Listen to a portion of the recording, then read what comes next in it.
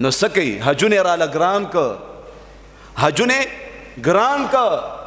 خیال دې بل طرف ته منګای له زور ور کړي ګرانی له زور ور کړي زمنګ او تاسو عبادتونه خرابوي قربانی نه اوس بتاسو ساروي اخلي تاسو پته ولګي آغا کمزور وچ کړه ساروي وي او په لکونو روپۍ به زما محترم داغي قیمت به وي ساروي به د ساروي غونته کې نه او قیمت به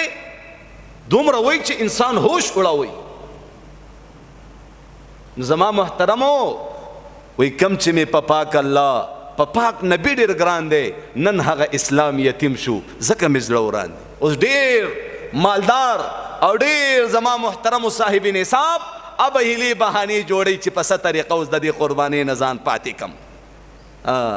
الله د عرش نه د فرش تماشا کوي هغه ګوره آبادولم کوي او بربادولم کوي او دغه خلق دا چې کم په اسلام باندې اعتراضونه کوي دا کم په قربانی باندې اعتراضونه کوي دا کم په حج او عمره باندې اعتراضونه کوي دا کم خلق زما په علماء دیوبند باندې اعتراضونه کوي دا خلق په پاکستان کې نه دي دا خلق په پاکستان کې نه دي دا په بار ملکونو کې ناشتي او التنا زما محترم دا زهریلا تیرونه دلته پاکستان ته راخوشي کوي او د دې شکار زمنګ نوجوانان او زمنګ بازي زنانا او مشران اعتراض کوي چې دا تاسو قرباني باندې دا دومره پیسې خرج کوئ او په لکونو روپۍ هغه رالی او په قربانو باندې تاسو خرج کوئ نو دغه پیسې تاسو غریبانانو لور کوي دغه پیسې تاسو په یتیمانانو په کونډو رونډو باندې تقسیم کوي قرباني څه د پاره کوي تاسو نو زمنګ نوجوانان دا بيدینا او بے علمه شیخان دا غي ذهن ته دا خبره پریوزي چې آو کنه دا قرباني خو یو سنت طریقه ده چا ویلی سنت طریقه ده دا واجب عمل دی واجب په پاتې کېدو سره کم تاوان نقصان کی ته واجب پیژنې چې کله زما محترمو موتا سنت تسبق نظر کو بیا به موتانا واجب پاتې کیږي او چې کله واجب تسبق نظر کو بیا به موتانا د فرض توفیق الله پاک اخلي نن تا ته قرآن نیغ کوي قرآن بخاری شریف اډوله کتاب نه دی نعوذ بالله ترمذی شریف اډوله کتاب نه دی زمن اکابر علماء دیوبند اب تا ته په داسې انداز کې پیش کوي چې تاو او دغه مشران پای کې فرق څه دی هم انسان او تم انسان دا رحم الله ور سره ولې لیکي چې الله دې په رحم وکي لو تاسو او زما محترم مونږ کې او تاسو کې او دغه شان علما او شيوخ کې اکابرینو کې محدثینو کې مجتهدینو کې مفسرینو کې په مفتیان کرام کې په علماء کرامو کې په قاریانو صاحبانو کې د ځمکې اسمان فرق دی او چې څوک پکې فرق نه کوي دا غي په ایمان کې فرق دی بیا الله پکې فرق کړي قل هل يستوي الذين يعلمون والذين لا يعلمون اے زما پیغمبر او آیا دي خلکو ته چې هغه خلک چې پويږي او هغه خلک چې نه پويږي دا چرتم برابر کې دی نشي نو صدو کور کوي چې دا دومره پیسې په قربانیانو باندې تاسو خرج کوئ دا قرباني مګوي او دا پیسې غریبانانو لور کوي نو مونږ ته وایو چې دا کمې پیسې تاسو په ودونو باندې خرج کوئ او په شادي حالونو باندې خرج کوئ او په کالجونو په یونیورسيټي باندې خرج کوئ او په فضولیات خرج کوئ او د کروڑو روپو په بنگله کې اوسېږي خو په لکم قیمت باندې کورواله او پاغي کې اوسېګا په کروڑو روپو گاڑی کې ګرځېږي په لکم قیمت باندې گاڑی والا او د نورې پیسې په غریبانو باندې تقسیم کړ